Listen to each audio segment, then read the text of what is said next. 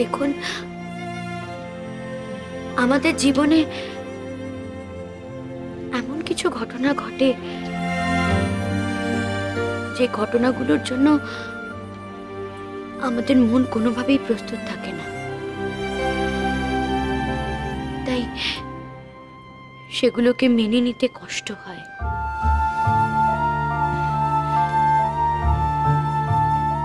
খারাপ লাগে। আমি আপনাদের কষ্টটা বুঝতে পারছি। সেই বিষয়ে আমি কিছু বলতে চাই না। আমার যেটা মনে হয়েছে, আপনারা যেটা করছেন সেটা কিন্তু ফল খুব একটা ভালো হবে বলে আমার মনে হয় না। তুমি কি বলতে চাইছো?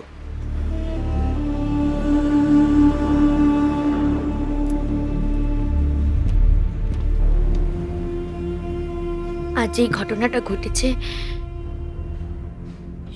সেই ঘটনাটার জন্য আপনারা যেভাবে কষ্ট পাচ্ছেন, সেইভাবে নন্দিনীও কষ্ট পাচ্ছে।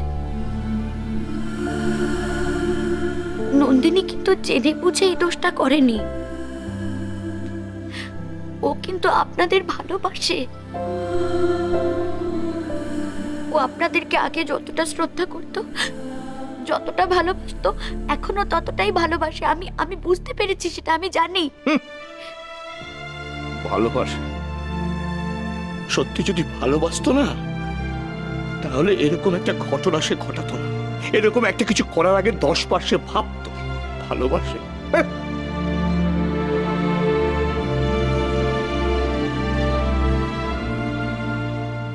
ও হয়তো আপনাদের কথা ভেবেই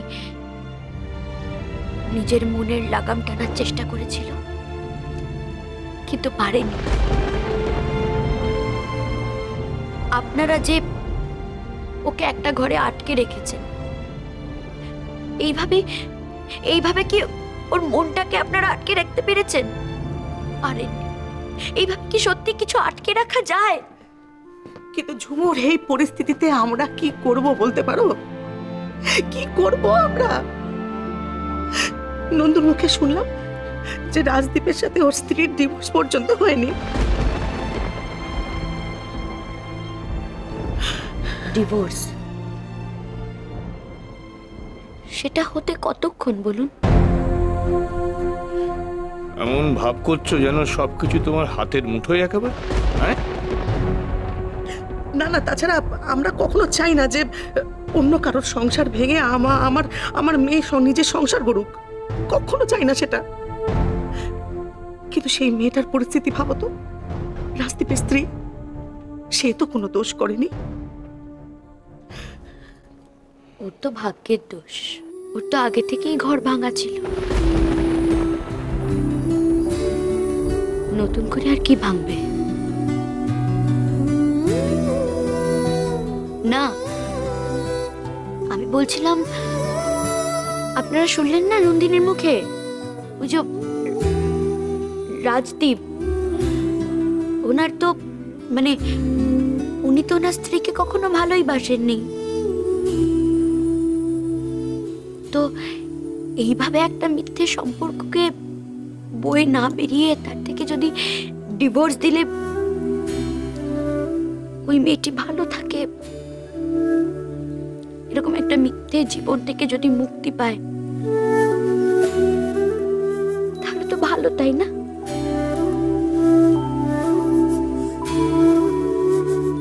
তাছাড়া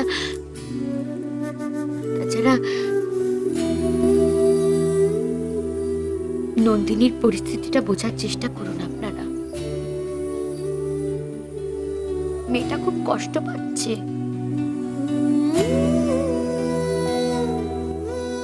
আপনারা যদি ওর মনের অবস্থা না বোঝেন, তাহলে কে বুঝবে বলুন তো?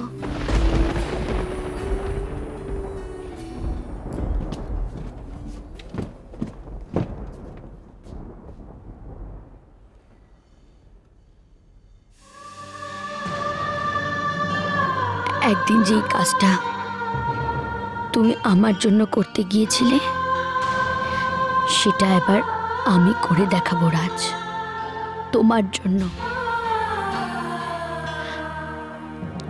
আমার কাছে ভালোবাসার মানে আজ যতই বদলে যাক, আমি মনে প্রাণে শুধু এটাই চাইবো রাজ, তোমার ভালোবাসাকে কাছে পেয়ে তুমি যেন সুখে থেকো, ভালো থেকো। চুপ করো, ওই বেঈমানটার নাম উচ্চারণ করবে না আমার সামনে। ছি ছি ছি ছি, আমার বিশ্বাসের এত বড় সুযোগ দিল, আমার নিজের উপরেই রাগ ধরছে। এত কিছু ঘটে গেল, আমি কিছু দেখতে পেলাম না। স্নেহে এতটা অন্ধ হয়েছিলাম আমি। কিছু মনে করবেন না মিস্টার চ্যাটার্জি, কিন্তু কানাইবাবুর যুক্তিটাও কিন্তু উড়িয়ে দেওয়ার মতো নয়। রাজদীপ এসব কাজ করতে যাবে কেন? চা বাগান নিলামে উঠলে ওর কি লাভ? আর তাছাড়া স্যার, আপনারা তো দুজনে বিজনেস পার্টনার। আপনার ক্ষতি হলে তো ছোট সাহেবেরও ক্ষতি। ছোট সাহেব এসব করবেন কেন? কি বলতে চাইছো তুমি? তারা ব্যাংকের লোকগুলো আমায় ভুল বললো? কে করলো তার এই কাজগুলো? কে?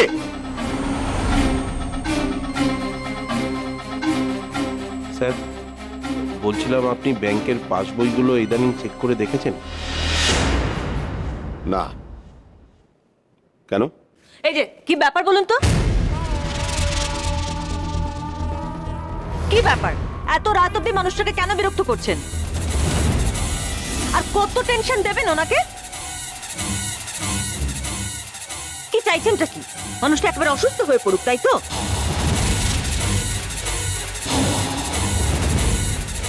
নিজেদের দায়িত্বটা ঠিক মতন পালন করেননি কেন? তখন ঘুমোচ্ছিলেন। সারাক্ষণ ছোট সাহেব করে তো তোষামত করে যেতেন। এখন আবার কি ওকালতি করতে এসেছেন ছোট সাহেবের হয়ে? মহিন থাক না, কি বলতে চাইছো তো বলতে দাও। কি বলছিলে পাসবইয়ের ব্যাপারে বলো। বলছিলাম স্যার, ব্যাংকের অ্যাকাউন্ট স্টেটমেন্টগুলো চেক করতে গিয়ে দেখলাম ইদানিং বেশ বড় বড় অ্যামাউন্ট ম্যাডামের অ্যাকাউন্টে ট্রান্সফার করা হয়েছে। হ্যাঁ হয়েছে, হয়েছে তো। তোমার আবার এত টাকার কি প্রয়োজন হলো? টাকাটা রিক ট্রান্সফার করেছে সমরেশ, আর সেটা তোমার কোম্পানিকে বাঁচাবার জন্য। রিকের বুদ্ধির কোনো তুলনা হয় না।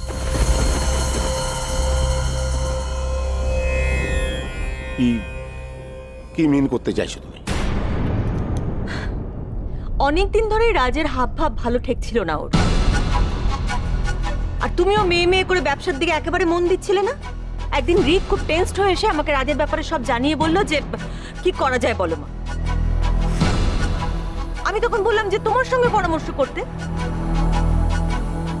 তখন রিক বলল যে বাবার মন মেজাজ তো এমনিতেই ভালো নেই, এখন আবার এসব কথা বললে বাবাকে টেনশন দেবো, কিন্তু টাকাগুলো তো চ্যাম্পের কাছ থেকে সরাতেই হবে। তখন ও বুদ্ধি করে তোমার আর রাজের জয়েন্ট অ্যাকাউন্টের টাকাগুলো আমার অ্যাকাউন্টে সরিয়ে রাখে, যাতে রাজ টাকাগুলোকে নয়-ছয় করতে না পারে। বুঝতে পেরেছো?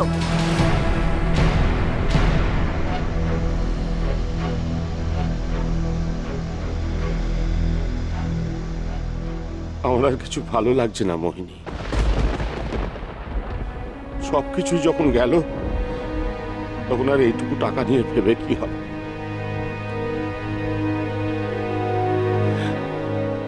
আমার ভালো লাগছে না কিছু।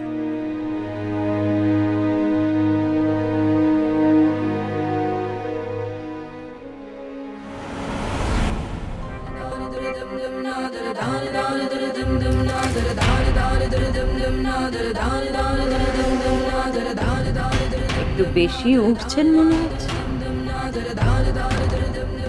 ডানা ছেটে দিতে কিন্তু আমার বেশি সময় লাগবে না। খুব